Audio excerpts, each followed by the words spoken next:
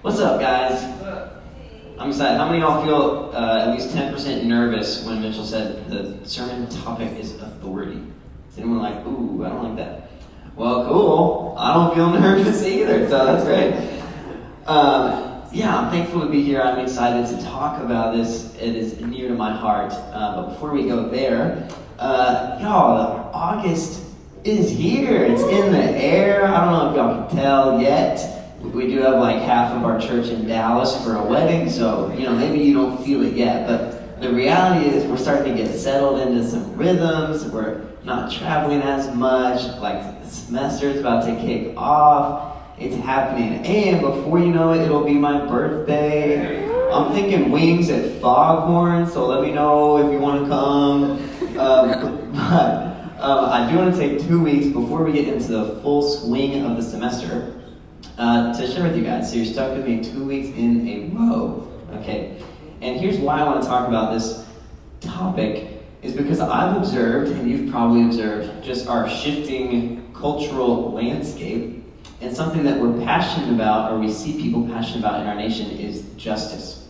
Can you all nod if you've observed some passion for justice? Okay, cool. We don't really like the status quo. We're not content anymore just settling for that. If status quo is some code word for like corruption and oppression. That's not a status quo we should just accept. And so when it comes to exposing evil and establishing justice, I've also noticed that usually there's one place we look to first, and that is authority. The CEO of the company, the pastor of the church, the president of the nation, the policymaker that wrote the law, the company that lobbied the policymaker, the company that funded the research that the decision maker based it off of, the person that wrote the history book their way, the policeman that used the force. We look to the authority, we look to answers from those that are in charge to explain to us and to justify themselves the injustices that we see. And sometimes those people, those authorities, are actually the very reason the injustice exists. Maybe they caused it themselves for their own benefit. So we live in a broken world. You didn't need me to convince you of that. And our culture is looking to the authority to do something about it. Does any of this sound familiar? Okay, cool. Now, I want to give you 2 disclaimers off the bat before we get into this topic. The first is that authority is not just someone else. It is also probably applicable to all of us or most of us. There's probably some way that you are also in authority in some role, in some place.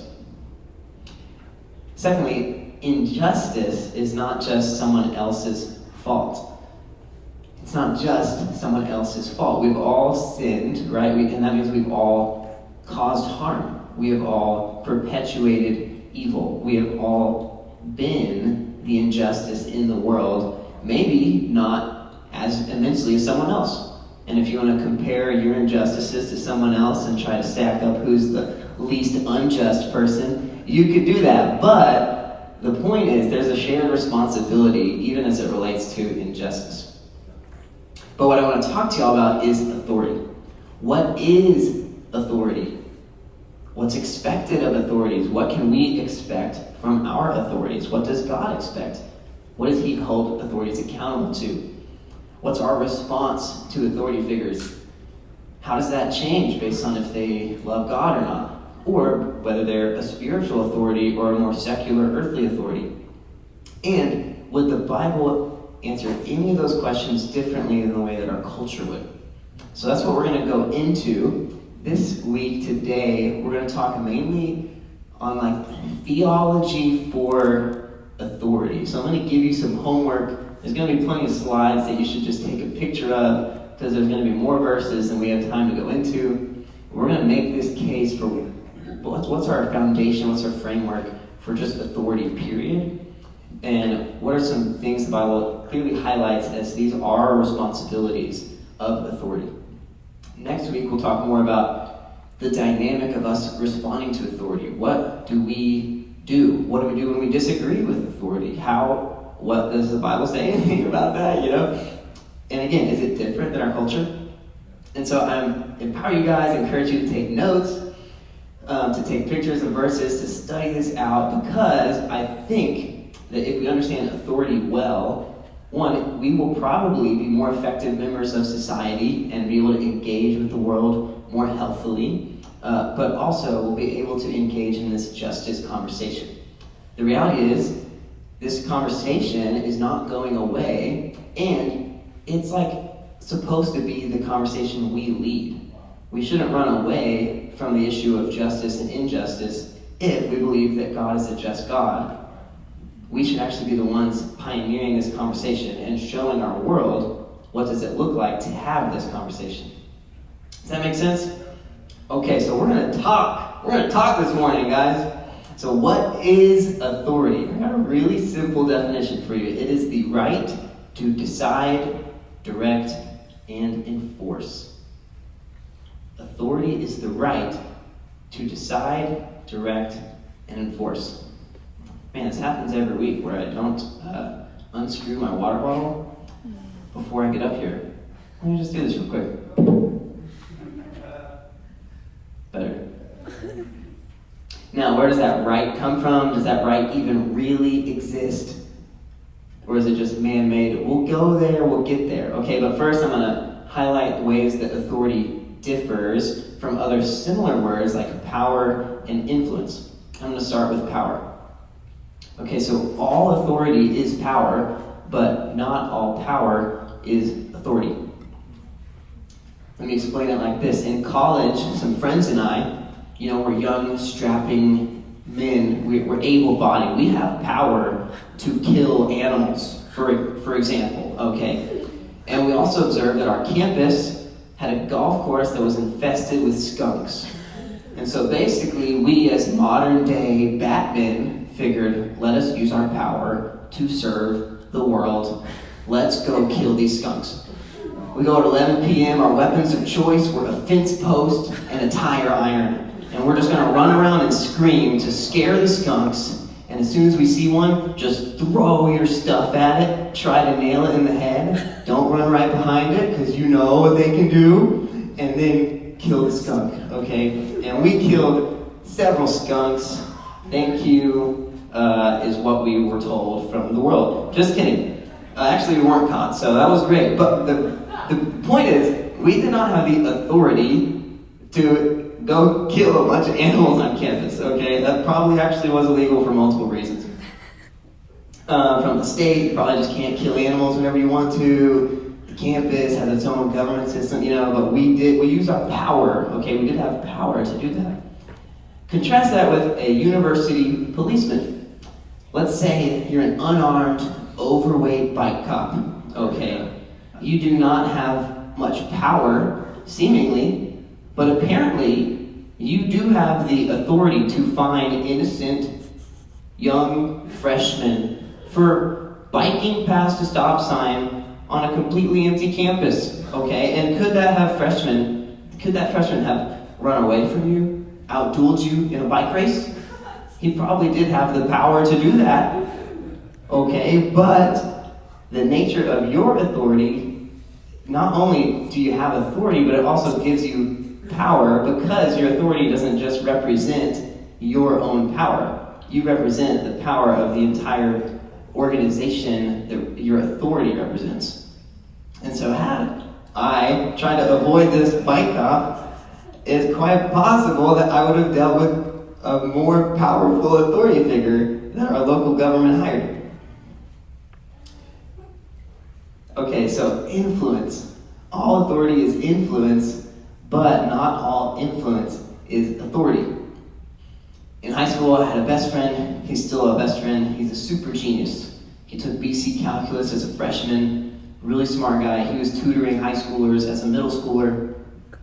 And he went on to Princeton, studied math at Princeton, went on to Duke, just got his PhD in math at Duke. Super smart, but not just nerdy. He's also really well informed, culturally, politically, even theologically, had written several Bible studies and read through the Bible several times as a high schooler, which was impressive to all of us, and he was just your go-to person for information. Anything you needed, a well-formulated opinion, he had the answer.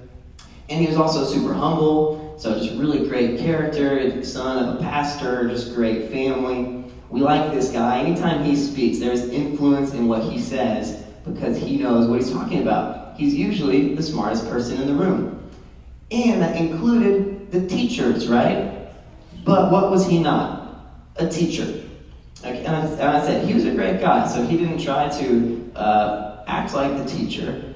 But if you contrast that with the teacher might not have, their degree might be in fashion design. They might not know, I'm not knocking fashion design, I'm just saying, if you're not teaching about fashion design, you might not have a ton of natural influence to talk about, say, government.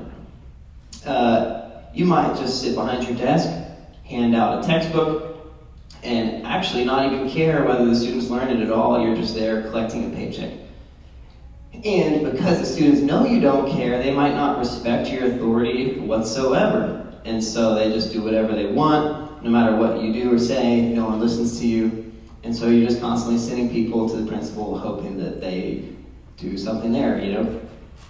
See, you don't seemingly have a lot of influence compared to my friend who actually has a passion for educating people. But you have authority to teach your classroom. And you're the only one in the room that can say that, and so it comes with a unique level of influence, whether the students like it or not. You affect that room more than any other person in that room can affect it. Y'all see the differences between authority, power, and influence? I'm not trying to diminish power or influence. They're also important. We should steward them well biblically. They're gifts from God, but authority is not synonymous with them, and actually authority is weightier than either power or influence. So given the weight that comes with authority, how do we get it? What determines whether someone has the right to decide and direct and enforce? Where does authority come from? Does anyone know the Sunday school answer? Jesus. Authority does actually come from Jesus. Matthew 28:18, right before some of our favorite lines, Jesus says, "All authority in heaven and on earth has been given to me." Let that sink in for a second. He's the one who has all the authority. Like, all authority in heaven and earth. It all belongs to him. So no authority exists apart from Jesus' authority. No authority exists. There might be powers that exist. No authority exists apart from Jesus' authority. I would even say no authority exists except for Jesus' authority.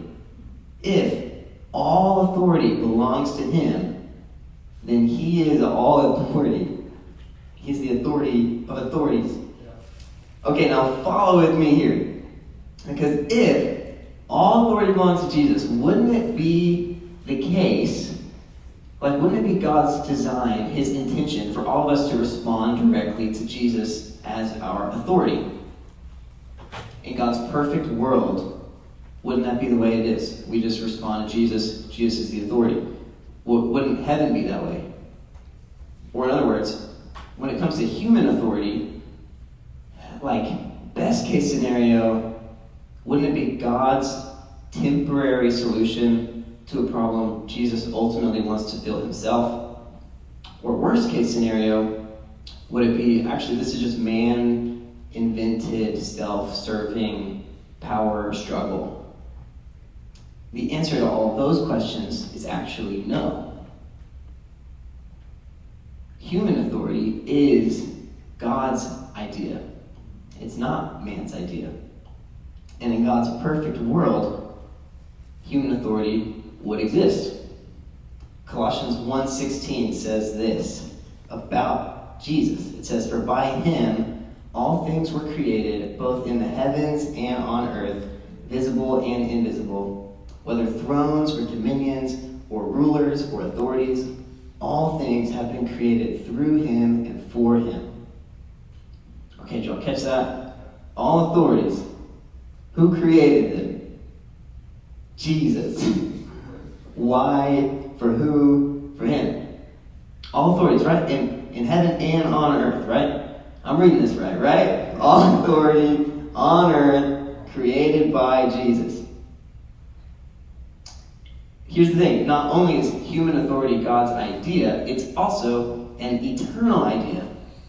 So this is one of those slides you might want to take a picture of. But human authority is actually an eternal reality. How do I know this?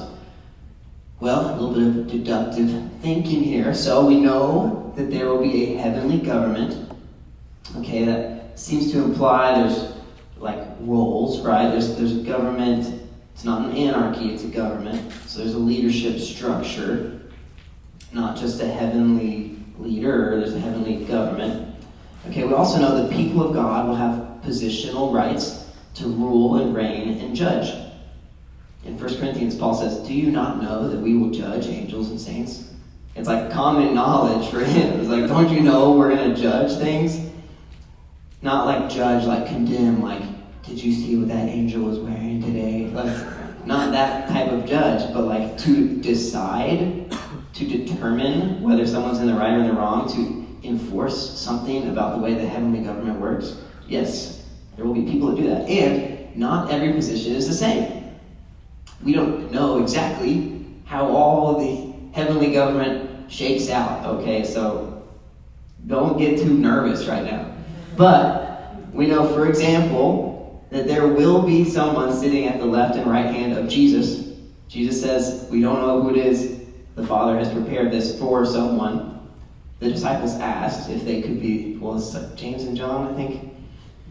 And they got rebuked for asking for that role, for that position. We also know there are 24 elders. We don't know a ton about them, but it seems pretty clear they are people. We also know that Jesus says he's talking to disciples, and he's like, you're going to get to reign over each of the 12 tribes of Israel. And in Luke 19, this is parable of the minas, similar to the parable of the talents. It talks about the master giving things to his people, and then he leaves and he comes back. And Jesus says this parable is it's like the return of Jesus. It's about the kingdom of God and talking about what the return of Jesus will be like, and the reward for these different people based on how they stewarded what they were given was cities. Oh wow, your minas turned from 5 to 10, here, 10 cities, that you will govern. And so, again, I'm not claiming to know all the intricacies, okay, of the heavenly government, but the point is, we know without a doubt, for sure, there will be people in heaven that get to decide things and do things, not because they themselves carry that authority, but because Jesus has created that role and decided to give that role his authority. Similar to just anyone working at anywhere, or me, like working at Antioch, Northwest Arkansas. I am the director of finance, but you know who has the authority to fire me? Mitchell. So I do have authority, but also my authority is associated with someone else's authority. Mitchell's authority is also associated with other people's authority. And so similarly, God is the owner of all authority, but he entrusts his authority to people. I know this is kind of heady, but this is actually important, because if we think that human authority is just on earth and it's not eternal, then we will not interact with authority and we will not create a culture of justice like God would intend. But if it's God's intention for human authorities to exist, that becomes a framework that we have to operate within to understand how do we see justice then. And so if we have authority from God that he gives, what are some examples of that? I'm going to talk about an easy example of us as believers. There are actually some examples that Jesus gives us as believers, his authority. I have a slide for this one too. Authorities of believers.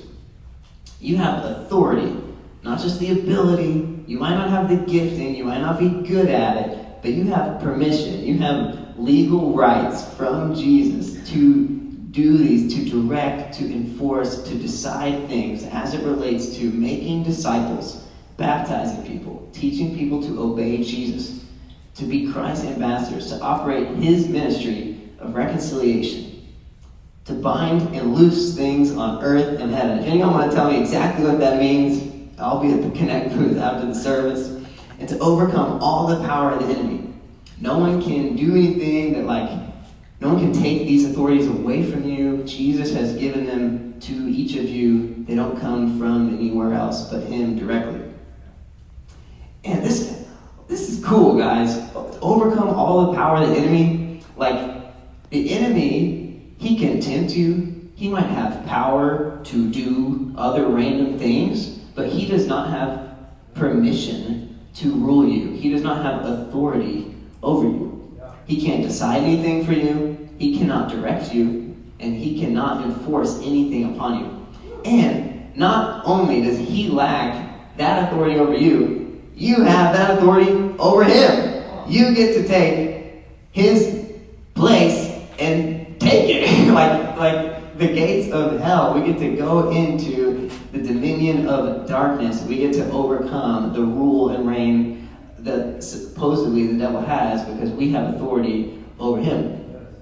Back to my message though, because it's not just believers that have authorities in these different ways. Jesus also has entrusted certain authorities, certain things, certain types of roles. We know for sure they have authority. Permitted, delegated, entrusted by Jesus himself. Romans 13:1 says it like this. There is no authority except that which God has established. The authorities that exist have been established by God. Okay, I'm pretty sure I'm reading this one right too. No authority exists except what God has established. And it's talking about earthly authority here. So we know that there are authorities on earth that God established. We're going to find out which ones those are in a second here. But let me pause, because that doesn't mean every authority that God established is in God's will. It doesn't mean they're using their authority how God would want them to. So we don't have to even agree with everything an authority does. And the authority will give an account for what they do. It doesn't mean they're doing a good job, but there might be authorities that God has established. And here are a few that we know for sure. Authorities are established by God. For example, fathers and mothers over their household, pastors and elders over their church, governments over their jurisdiction, and human institutions over their institutions. So think about businesses or schools or any organized human group that has a clear authority structure that they have set in place. That too is a human authority. We know that these for sure are authorities that God has established. For example, in the fathers and mothers, there are a lot of examples where fathers and mothers are told to direct the affairs of their household and are held responsible for what goes on in their household, including and even especially their children. We know for sure. Now, a parent could be, maybe you believe in discipline, maybe you don't. If you don't discipline your kid, guess whose authority it is to decide that? You, as the parent. You cannot be a flat enough organization to nullify the existence of authority. There is still authority. You might be a father that created a child and then left. You were never even a part of your home. And maybe you had a son, and that son grew up feeling like he had to be the dad. He might have done all of the responsibilities that normally that authority figure would have to do. But he is not therefore the dad. It's not the same thing. There's an actual authority that has already been set in place. It's already been communicated by God in Scripture, set up by God. This is his design, right? Pastors and elders over their church. In 1 Peter, they're called shepherds of the flock that are in their care. And then he says, don't lord it over them. Don't lord it over those entrusted to you. So that, like, there's an inherent authority here that shouldn't be lorded over, which means it's not just like someone that's up there to talk. It's like, oh, there are people that God has entrusted to people that he calls like shepherds. And in Hebrews 13, it says they will give an account for those that they cover. Governments. Romans 13 is like really great to read about this, but even in Matthew 22, Jesus says, pay to Caesar what is Caesar's. Like, Jesus isn't trying, like, he acknowledges Caesar's jurisdiction over his area, even though they had their own authority structure that was different than that authority structure. And human institutions. 1 Peter 2 says, submit yourselves for the Lord's sake to every human institution. Every human institution. So these are roles that God invented. So we know every parent, every church leader, every government official, every single CEO, every single teacher. These are all authorities that come from God. Even if the person in that role doesn't acknowledge God, it's similar to like money. I talked maybe last fall or maybe 2 falls ago about money, and all the wealth of the world is God's, and he entrusts wealth to people. Do we think that 100% of people in the world right now are submitted to the lordship of Jesus? No, we actually, as a church, do not believe that. We need some more revival, some more evangelization there. But it doesn't change the fact that, okay, this wealth that you don't think belongs to God, it actually does belong to God. So this person in this authority, you might not realize your authority comes from God, but it does. And I know that, and so I need to understand how my role should look in light of the fact that your authority is God's authority. Now, why would God give his authority to people who don't fear him? I'm actually not going to get into that. But be encouraged, because in heaven, all authorities will fear him. It is not right for an authority to not acknowledge Jesus. The point is, there are authorities that we know for sure God has established. Now, could he also give authority to you specifically? Could he give you an authority, or a family, or a nation, or a church? He could definitely do that. But he won't delegate an authority that he's already entrusted to someone else. He will not tell you right now, hey, starting today, you're the leader of this church, because I said so. It's like, I guarantee you, he will not, because Mitchell's the leader of this church. He might tell you, hey, you're going to be the successor of this church, and so I need you to be ready. Now, that would still be an interesting thing to think that he said, but that would be different than I, right now, am the authority, because we know for sure Mitchell is the authority, right? I know that for sure. It's similar with your household or your nation or whatever. All right. It's similar to like the Word of God. Like, can God speak to us directly? Can we know something that he wants us to do because we heard him say it intuitively? Yes. And we know that because the Bible says that he speaks to us. But he won't say anything that literally contradicts Scripture, because he's already said that. And so, there might be authorities he's speaking to you directly, but we need to make sure at the very least that we're aligning with and understanding the authorities that he's already made clear that he's established, which includes every single authority on the planet. It is all established by God. Okay, but here's the part you really care about. What can we hold authority to? What does God expect of authority? Let me pause. If you've learned anything at all so far, can you give me just one little clap real quick? Awesome. Thank you. Hey, I appreciate that, right? I try to tell you, little heady, right? It's a lot. But it's good. It's important for us. So what can we hold authorities to? If it's God's idea to establish human authority, and human authority will continue to exist even in heaven, what do we know? it has to be good. There has to be a way for it to be good. There has to be, because God is good, and everything he does is good, and his ideas are good, and his plans are good. And so what is God's expectation for authority? Before I get into that, let me share a couple things that aren't necessarily God's expectation for authority. Authorities, these aren't bad things, but they're not held accountable by God to do these things. Some of these things might help them build trust. It might help them lead better, but they are not responsible for doing these things.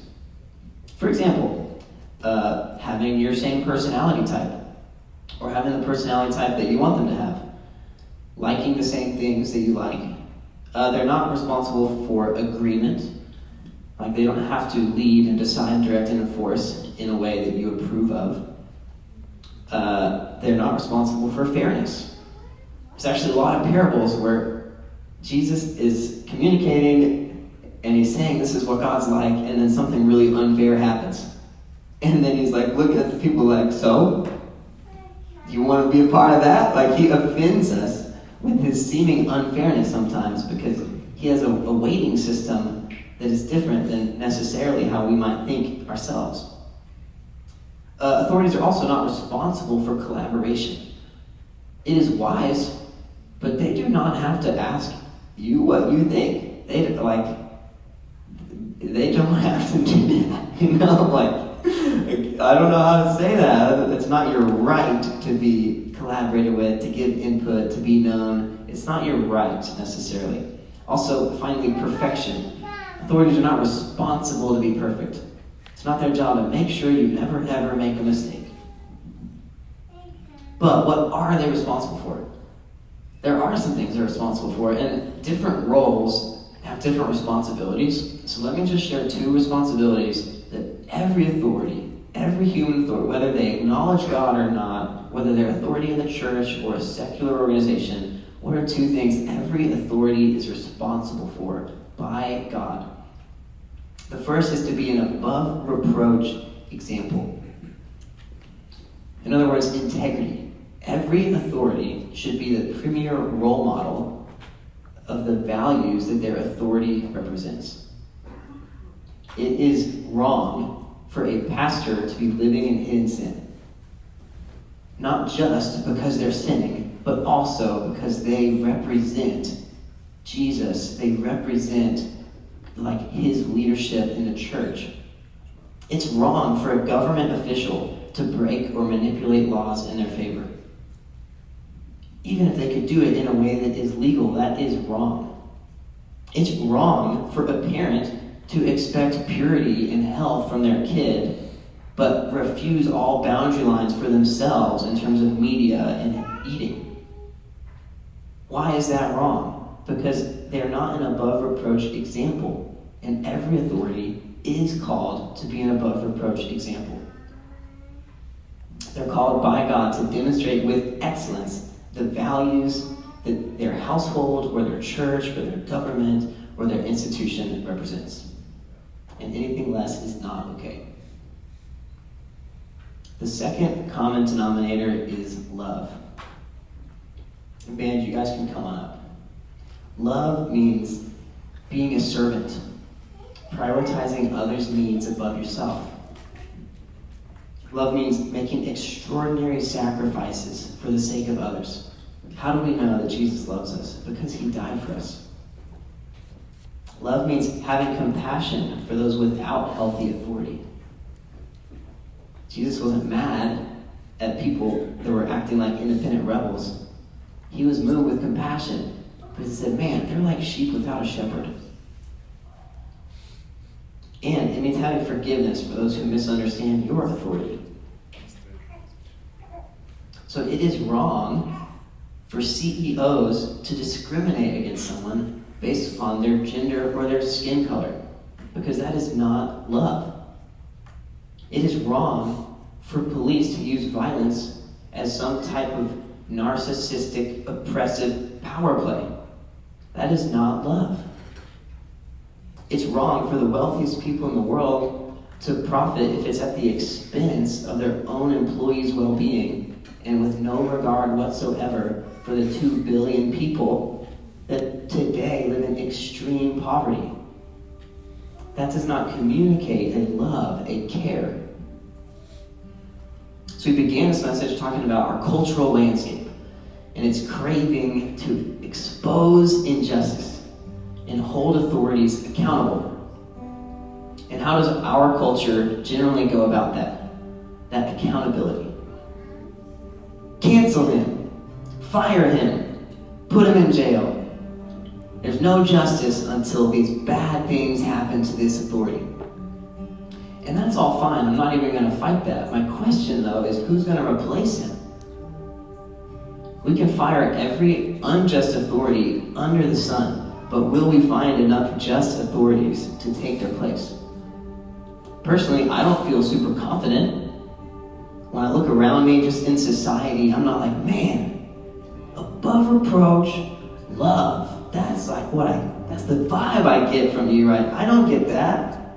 I get blurred, unclear boundary lines, selfishness. It's the only way I see we have a chance at authority being good, human authority being the way God intended it to be, is if at the very least we are ready for authority. It's if the people of God are prepared, are qualified to lead. And that's where I'm wanting us to kind of respond this morning is, man, am I ready? Like, if God asked you to be president, could you be ready? Like today, you know? Like, could you lead our nation exceedingly above reproach? A model citizen.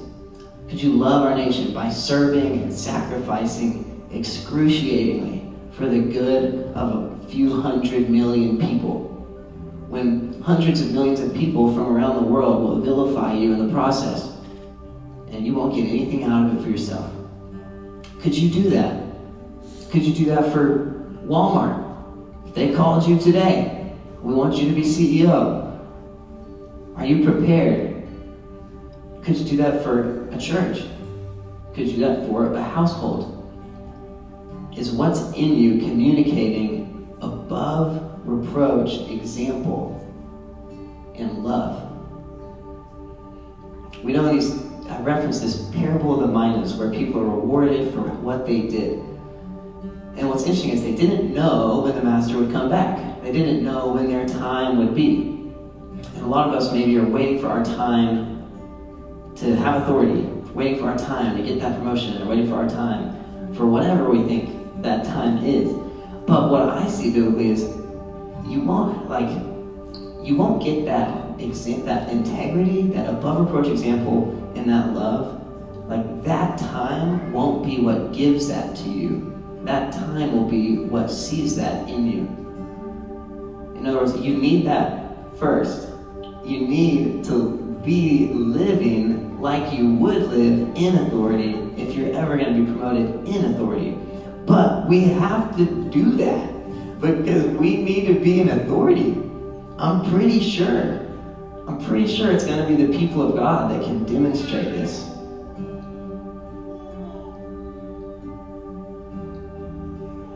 It's not easy. The more authority you're given, the more that's expected from you. But this isn't about you. Like, God created this structure for how the world will operate. And I believe that you are some of the most qualified people in the world to meet the needs that God has established. This isn't like self-seeking, ladder climbing, look at my LinkedIn, like look at my whatever, success, craving, authority, let me get my sense of self-worth, but look how important I am, and look how many people report to me. Like, that's not what I'm talking about at all. Those are the people that are not just authorities. I'm actually talking about the opposite of that. I'm saying the people of God, we could actually be just willing authorities. Not needing the position for our own sake, not looking for anything in return, I'm actually just willing to be used in whatever capacity God wants to use me. And what if he could use me in a capacity that would be to the benefit of the whole world that's full of people that he made in his own image? It would be easier for your life to not have any authority whatsoever. But would you be willing to love and to live above reproach if it meant more glory to God, if it meant more justice in the earth and less evil? And so perhaps some of us are already authorities over your home or within your life group, or maybe just specific tasks or areas of authority in your workplace. How are you stewarding the authority that God has entrusted to you? How are you stewarding the authority he's entrusted to you? Remember, he's the one that gives authority, and he can set you among kings today. But are we prepared? Are we qualified? Are we ready? So as we go into worship, I think for many of us, he wants us to develop our character, to think on this question of man, if I was the president today, would I be playing catch up in terms of my love and my model that I set, the example that I live?